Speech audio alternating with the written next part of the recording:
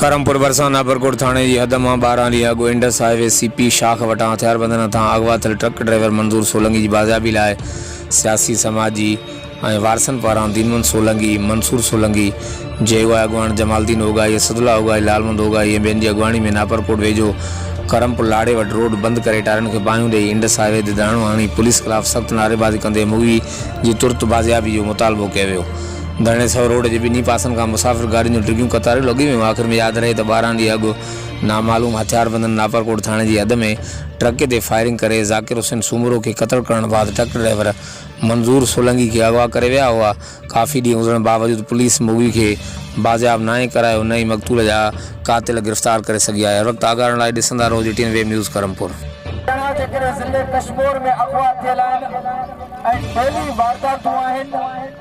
ही गोंगा, ही बोड़ा ऐं ही कन्नड़ को ये समझ बोड़ा थी चुका है।